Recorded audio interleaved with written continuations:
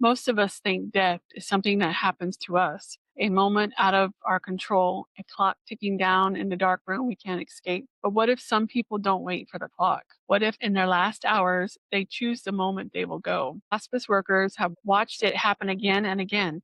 People who wait for a certain person to arrive, people who hold on until everyone leaves the room, and people who look at the ceiling, nod once, and let go, as if answering a call no one else can hear. Tonight, we explore the final and most mysterious phenomenon at the threshold of death, the choice. I'm Candy, and this is Half Haunted Chronicles. In every hospice ward, every long term care facility, every home where someone is dying, nurses whisper the same quiet truth.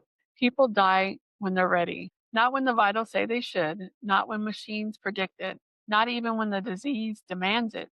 They wait, they choose, they time their last breath with a precision that defies medical understanding. Some wait for a specific moment, a child's arrival, a last word, or a final touch. Others wait for the opposite, for the family to go home, for the room to empty, for the burden of being watched to finally lift. And some just simply decide.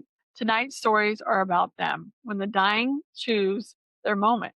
The woman who waited for her son's return. A woman dying of metastatic cancer was unresponsive for days. The family members took shifts at her bedside, but her oldest son was flying in from another state. Doctors didn't think she'd live long enough for him to arrive, but she did. The moment he walked into the room, before he spoke, before he touched her hand, her eyes opened. She looked straight at him and whispered, "There you are." She took one breath, another, and she was gone. The timing was exact, down to the second. A nurse later said she waited for him. She wasn't leaving without that one last look. The husband who died, the minute his wife left the room. Some people do the opposite. A man in his 70s was dying slowly, surrounded by family for 12 hours straight.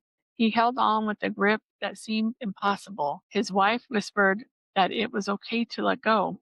His children told him they loved him, but he didn't go. Then the hospice nurse gently suggested, "Step out and get some air. Sometimes they need a moment alone." The wife hesitated, kissed his forehead, and stepped into the hallway. Within 30 seconds, the monitor flatlined. She walked back in and said softly, "He didn't want me to see him go." It happens so often that nurses expect it now. The patient who asked for the window to be open, nearing death, told her daughter, "I'm leaving at sunrise." The daughter brushed it off as poetic, but the mother insisted, "Open the window for me. I'll go with the morning light." Hours passed. Her breathing slowed, but remained steady. Then, as the first rays of dawn touched the window, she exhaled deeply and didn't inhale again. The daughter said the room felt warmer, like the sunlight had reached inside her mother and carried it with her. The man who told the nurse the exact time. One patient with terminal heart failure looked at his hospice nurse and said, "I'll die tonight at 11:17." The nurse assured him that they were keeping him comfortable and that he didn't have to worry about the time. He smiled, "It's already decided." That night, at exactly 11:17 p.m., he took his final breath. No struggle, no distress, just a quiet exhale as if stepping through a door that opened on schedule. The nurse checked the clock twice because she couldn't believe it. The woman who waited for forgiveness. A woman estranged from her sister for 15 years fell into a coma like state. Doctors believed she could no longer respond, but hospice workers know better. Hearing is the last sense to fade. Her sister arrived after a long drive and whispered, "I forgive you, and I'm sorry too." Within minutes, the woman opened her eyes, the first time in days. She smiled. A single tear rolled down her cheek. Then she exhaled and passed. Her sister told staff she was waiting for me to set her free. The man who chose the moment his children slept. A father dying of ALS held on for days despite being unresponsive. His children hadn't slept in nearly 48 hours. Finally exhausted, they all drifted off in chairs around the room. The nurses said within 2 minutes of the last child falling asleep, he died quietly, as if he'd been waiting for their bodies to release the tension they had been holding. His daughter later said, "He didn't want to leave while we were watching. He waited until we felt safe enough to let him go." Here are three creepy facts to haunt your day. People often die at symbolic times: birthdays, anniversaries, holidays, or the exact minute a loved one arrives. Some patients die seconds after being told it's okay to go. It's one of the most documented patterns in hospice care. Dying people frequently wait for a specific person and only that person before letting go. This episode gives me chills because it suggests something powerful. Death isn't always random or chaotic or out of our hands. There is intention in these stories: timing, awareness, choice. People who haven't spoken in weeks suddenly wake long enough to say goodbye.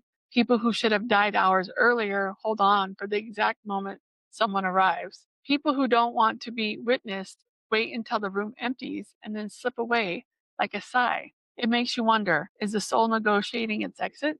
Is the consciousness aware of more than we think? Or is the boundary between life and death thinner and smarter than we've ever imagined? Whatever the reasons, these stories tell us one thing: death isn't always a thief. Sometimes it keeps its appointment. Tonight we've explored the final mystery of pre-death awareness, the strangely deliberate timing of a person's last breath. This completes season one, the threshold of our journey into visions, visitors, dreams, and decisions that happen in the days leading up to the death. Next season, we step entirely into new territory. What happens when death actually arrives? The moment of consciousness separates from the body, the tunnels, the darkness, the light, the life review, the choice to return. Until then, stay curious and always, always stay haunted.